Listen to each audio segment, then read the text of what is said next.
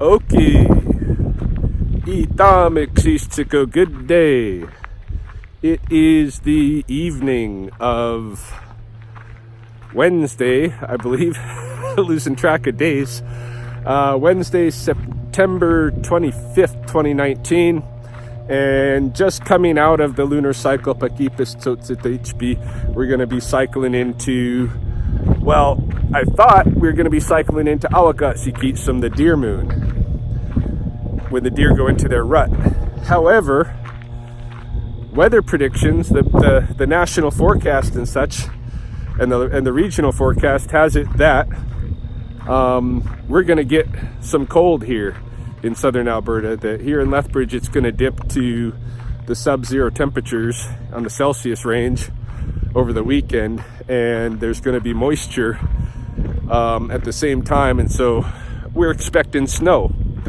And that's a pretty good indicator, I would say, that the lunar cycle we're entering into is actually Itotstoi, when cold arrives, the first winter moon.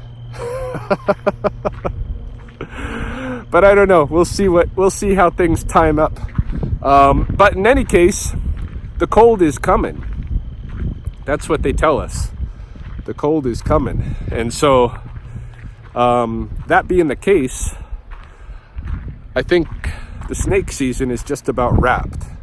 And I say just about because every time I think it's done and said and done and over, something else pops up. Like yesterday, I got this weird call that I was hoping to deal with today. A farmer who has a really big, like, I think he says he owns like 4 miles along the coulee between Lethbridge and Coaldale.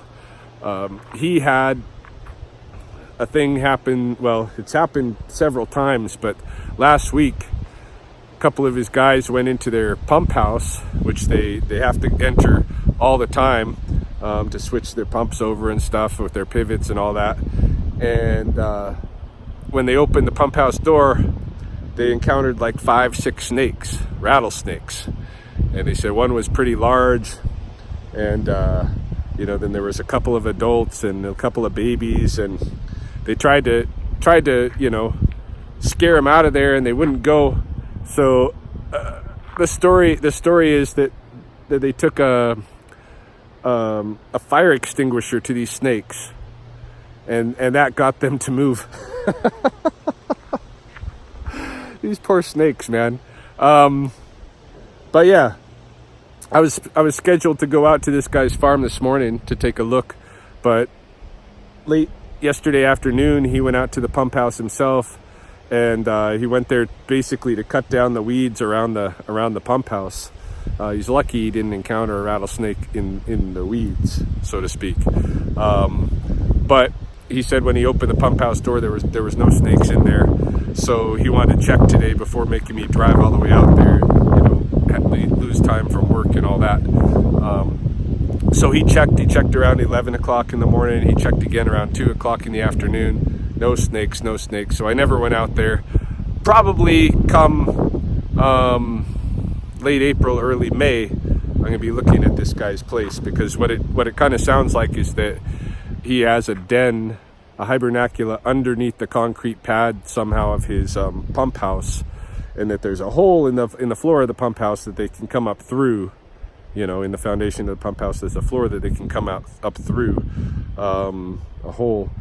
And so he thinks that's how they're getting in, because there's no way just into the pump house from the outside. So he's got a den probably there, and he's gonna need either some kind of protocol for dealing with that den, or we're gonna have to look at perhaps moving snakes. I don't know. We'll see when the time comes. But yeah, that's a story to be had in the future. I was hoping it was going to be this morning, but no. However, I did have a snake encounter today, and it was just on the drive down the hill coming into the Alexander Wilderness Park here, where I'm taking a walk this evening. And it was a bull snake, maybe a 1-year-old bull snake, just crossing the road. I'd kind of written off the idea that I was even going to see any more snakes this season, and lo and behold. So anyway, I figured I'd take a walk this evening maybe give a few updates. I know it's been like a week since I put up a video, and also show you some stuff in the park here. I've been visiting this park more and more frequently, getting to know it since it's so close to where I'm staying. And yeah, there's some cool features here. I love this part, entering the riverfront from the upstream end and just coming through these sapling thickets right at the rapids here. You never know who you're gonna see.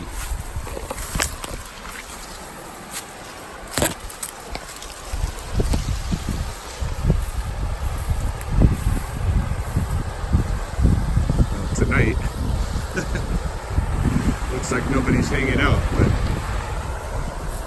earlier in the week I was seeing cormorants, I was seeing gulls. Looks like the beaver's got some fresh cuttings over by his lodge, Shoreline Lodge.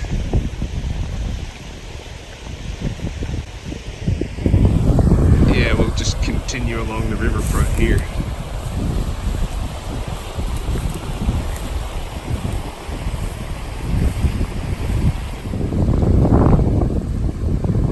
I really think this little, what would you call it, kind of a whirlpool here where the water turns back on itself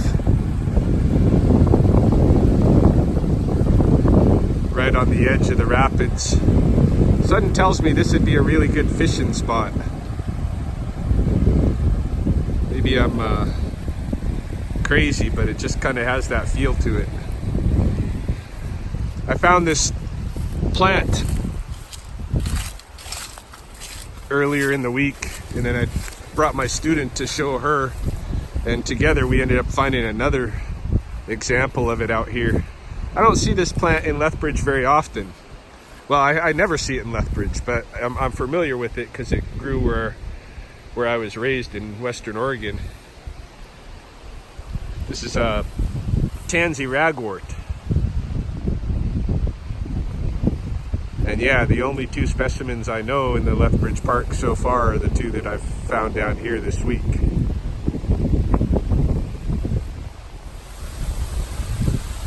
Not too much further downstream, if you're following the edge of the river, you come across kind of a coyote feeding grounds.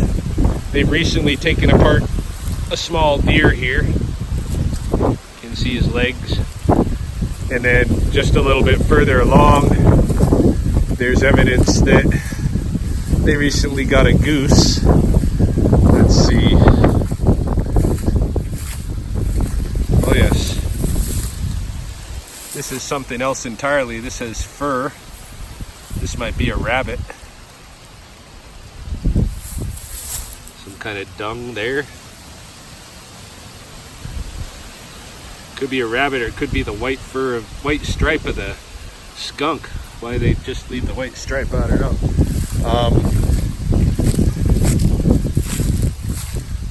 The goose.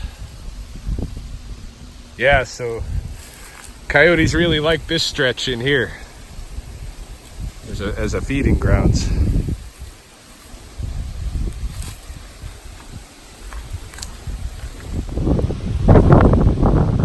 I don't know if you can see that there behind me, but there's a pretty significant stretch of clear cutting that's been performed by some of the beavers. And it got me to thinking, you know, like why would they clear cut like this? Maybe there's no particular reason for it, right? Maybe they're just thinking, oh, those are the trees we want to harvest. Or they could be like really sculpting, like thinking about it, planning it out, sculpting the landscape. We're up on the edge of a pretty steep cut bank here. I'll come over to the edge to show you.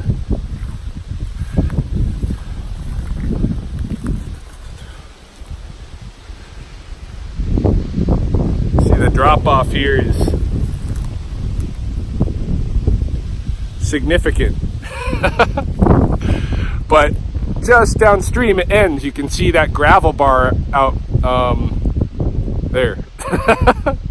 big gravel bar out here, and from then on there's a nice kind of gravel beach around the whole downstream bend until you get to another cliffside, much higher than this cut bank. But yeah, right in here is where probably the water is doing the most, like performing the hardest against the edge of the cut bank. And I thought it might be peculiar that this is where the beaver decided to clear cut some of the trees, the young forest, because, you know, growing up in Western Oregon again, some of my associations with clear cutting include a lot of what do you call it? Erosion, right? There's erosion that's always associated with clear cutting, especially when it's along the edge of a river or creek or what have you. So perhaps the beavers have something in mind here, you know. Maybe they want to erode this cut bank for some reason. Who knows? Just some thoughts I've had out here. Yeah, I've been spending more time out here. You know, if I have the opportunity after work, I'll come out here for just an hour walk around, that kind of thing. And small mammal work, you know, as far as things are going day to day, small mammal work like the snake work has kind of slowed down. I mean, I moved a skunk this morning. In fact, I moved it here to the wilderness park, and I learned something in the process, and we'll talk about that in just a second, right? I'll show you the clips that I took. But yeah, for the most part though, things have slowed down, which is good because I'm busy, right? I'm busy with the program now, with my winter work. Things have timed and lined up pretty much perfectly. I couldn't have planned it better. It just all fell together just right. And like I said in my last video, I think this is going to be one of the better winters for me, you know, in the recent history. And yeah, so the animal work is kind of playing out, but I'm still pretty diligent out here in the coulees. I do my Sunday morning walk and talks that are a for small fee walk and talk. I'm thinking about rehashing my phenology series, you know, starting that back up online for those who want to kind of learn from me on a weekly basis in a study of your own local area. I'm thinking about bringing that back up as an option. I don't know. I was committing a lot of time to that, and it wasn't really paying off, but it's something that people ask me about, you know, with some frequency. So maybe I'll think about it. I don't have long to think, especially if if Saturday is the arrival of the first winter moon, because that's when I normally launch into the annual round with that course. So I don't know, maybe I missed the beat this year. What else is going on? Well, wait, before we get to what else is going on, let's check out what happened when I released the skunk here in the park, like I promised. Because that was another learning experience. I don't know if I should talk to you about it and then show it. Probably a little bit. Okay, so what happens is, and this is the second time that this has occurred. I think some of you might remember a previous video where I showed something similar. I think I posted that on one of my YouTube videos. Anyway, twice this summer I've come down into the wilderness park here to release skunks, and right where I plan to release them, I've encountered mule deer. And the mule deer here along that corridor, along that coulee, are pretty familiar with seeing people, and they don't show a lot of fear. You know, they won't let you get too close, but they let you get closer than you're your average deer that might just be hunted.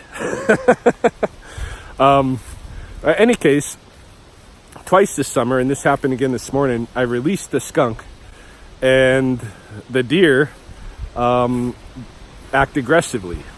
And in the case this morning, what we had was 2 does, one of them quite larger than the other, and then a fawn, one of the ones that was born this year.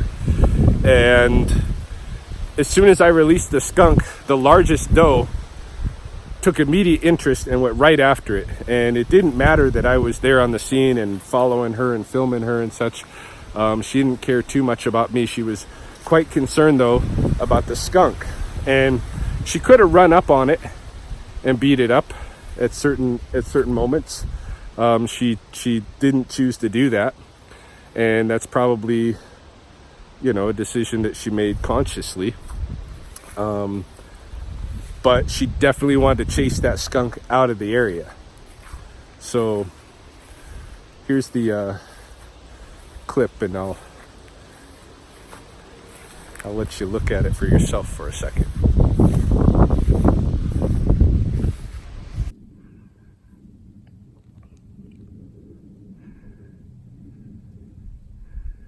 And skunk slides out to safety.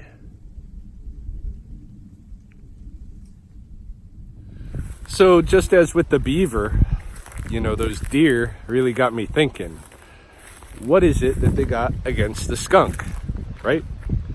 Like, why be so aggressive? You think if you're going to be aggressive to someone, you'd be aggressive to me because, I might shoot you. But maybe deer have learned being aggressive to humans isn't such a good idea. I don't know. Any case, why were the deer so aggressive to the skunk? Got me thinking. And what I came up with, and I could be completely off base here, but in both of the scenarios where I've seen this, it has been the case that there's been a fawn on the scene. And it's one of the mamas that aggressively approaches the skunk. And so what I'm thinking is there's some kind of higher probability that fawns, when encountering a skunk, are going to get sprayed. And if they get sprayed, it must be a big threat to them in some way. Otherwise, it's not that big a deal. But perhaps when they get sprayed, that means that the coyotes sniff them out. And getting sprayed by a skunk for a deer fawn perhaps is a death sentence. That's kind of the hypothesis that I've got going on in my mind right now about what I just witnessed there, what just happened. I don't know, could be wrong, could be a totally different reason, but it's definitely a deer down here that doesn't like skunks. If it is because a skunk spraying a fawn equals a death sentence to the fawn, you know what that means, right? That means that Bambi movie was absolutely full of shit. Because doesn't Bambi have a friend who's a skunk? And Bambi's a fawn. Bambi's a deer fawn. So, what mama's gonna let their deer fawn, let their baby hang out with a skunk that's gonna mark him for death? Unless Bambi's mom was Scrub. When I was relating this story to the artisans in our class this morning, just after having come from the release, one of them pointed out, Bambi's mom did get killed. It's kind of natural selection, isn't it? I don't know. Maybe Bambi's mom was Scrub. Maybe Disney artisans, storytellers and such, just don't care to to study the relationships between the animals the actual natural relationships between the animals that they throw together. Even though those classic Disneys, I always thought were so good, you know. They always seem so much more kind of intellectually stimulating than the stuff today. But I don't know.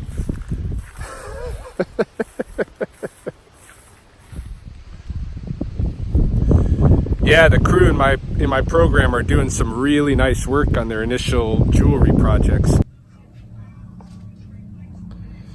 It's our growing inventory. Yeah, these are very nice. Those green. Oh yeah, Shelton's. Yeah. Makina. I heard you call me Makina. I'll just get it. That's nice. I like it. Some of them are completely green, you know, like me. Never done beaded jewelry in their lives, and others are actually professionals already, have small businesses in beaded jewelry, and are just looking to hone some business skills and such. So it's interesting. It's going to be fun to see what happens. We are going to have an online store at some point in the not too distant future where some of this is going to be sold. As soon as we have a kind of or they have, I should say, a sales plan, you know, and they're ready to sell, I will show some of their stuff here on YouTube, and any of you guys out there that want to order something from them, yeah, feel free. I played my hand at trying to make some jewelry, some earrings too. I beaded a pair that I thought I'll give to Chelsea, or at least I'm almost done with them. I'm just finishing them up, and I think they turned out pretty good for a first pair. I don't know. I don't know about my aesthetics and my colors and all that stuff, but I thought the combination looked good together. Anyway, the program is going swimmingly well.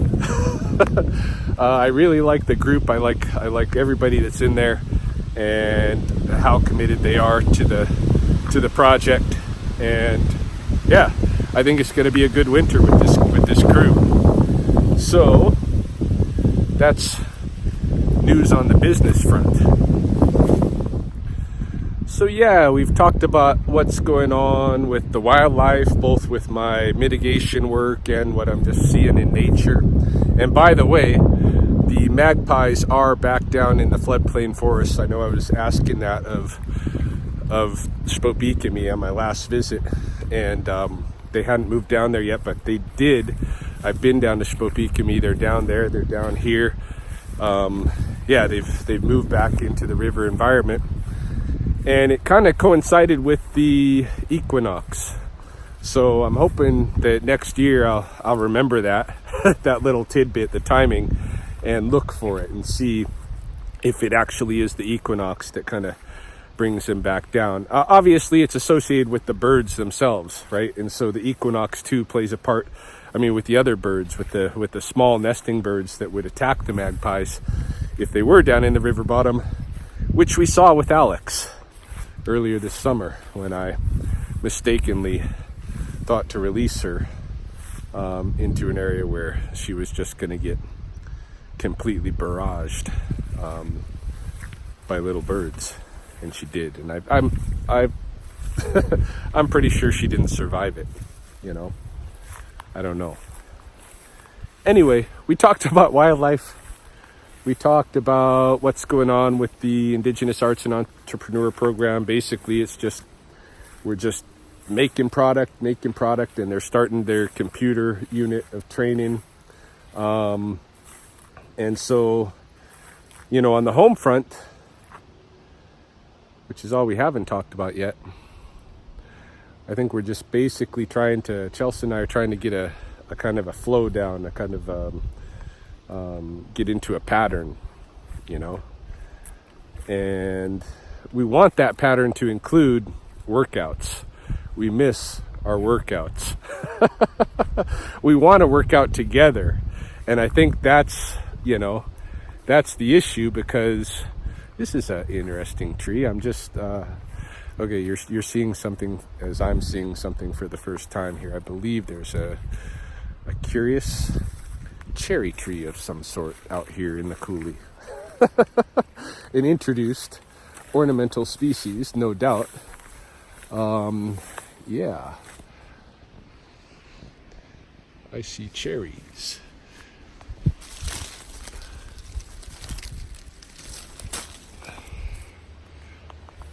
Oh, are they cherries?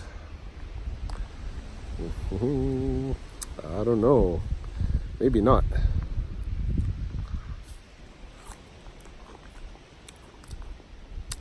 A little crab apple. Some kind of little crab apple. It's tart, but definitely the apple taste. All right. Whoa. About ripped my eye out.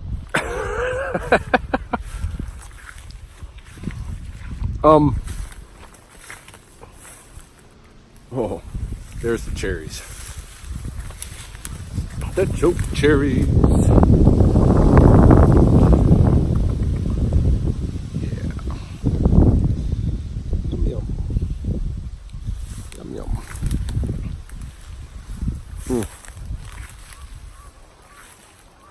I know you guys like watching me eat.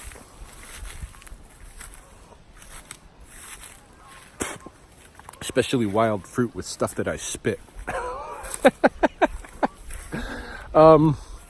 Yeah, the home front.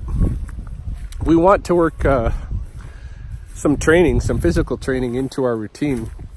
It's hard with the two of us together because we both got these very different schedules. So I think what we're going to end up doing is we're going to end up like trying to start getting to bed really early, 9-10 o'clock, wake up like 4 or 5 o'clock in the AM, get in maybe an hour's workout, and then if she's on shift, her shifts start at 7 a.m. in standoff, so she's got to leave the house by 6, right? So we might get in an hours long workout while on days that she's working. On days that she's not working, we might get a little bit longer than that.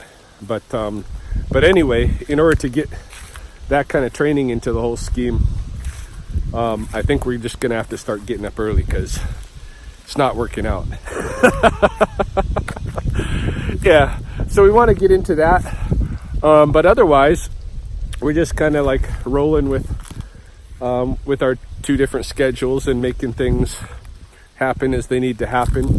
This past weekend I was taking care of the kids the whole time, and we didn't do a whole lot. I think I brought them to the library and such. I took a couple of video clips from over the weekend with the kids. They both mainly feature Reed. He's the youngest, and I don't know why he was the focus of the two videos, but he just happened to be the one that I was finding comical and wanting to film. First clip is just like trying to understand baby talk. Like, I have no idea half the time what Reed's telling me, but I try to decipher it. He is speaking. Go, tell your story. What's your story, Reed? I was saying anchors, anchors. I want salt, salt. Yeah? I'll fight always I'll count. You only said that 10 times. All I know is that there's something about carrots. Yeah. Any idea what he's saying? No. I have an idea. What do you think? He's saying, I don't like your poopies.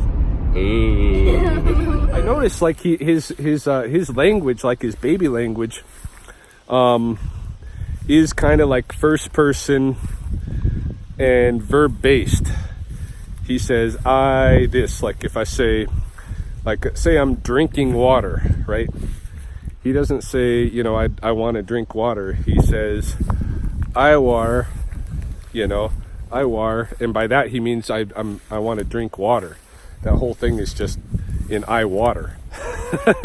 And it's like that. It's I whatever, you know. So I'm finding his language curious, but also funny. The second clip is trying to get Reed potty trained. And I was in the bath the other night when he was feeling like it was time to go. So he came in and sat down and gave it his best effort. It didn't work out for him, but at least he tried, and I think we're going to get there pretty soon. Well, no, don't fall in there. Yeah. No, keep yourself up there. Okay. So the ideal here is to try to use the washroom, all right? All right, so what are you going to think about while you do that? You know what I think about me? I'm going to close the curtain. I'll play some music, and you do your best, all right? I'm going to close some music so I'm not here, all right?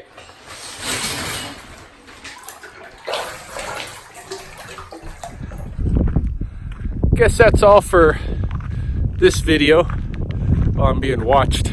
It's a whole family of deer up here. I don't know if you can see them right in that saddle behind me. You see them there? It's about 5 or 6 of them. Yeah, that's about all for this video. I'll leave you with a little something that came to me via my buddy John Nightingale, who was out in Ontario and has a fan that he has come into friendship with out there. Someone who's I didn't know I had fans out in Ontario.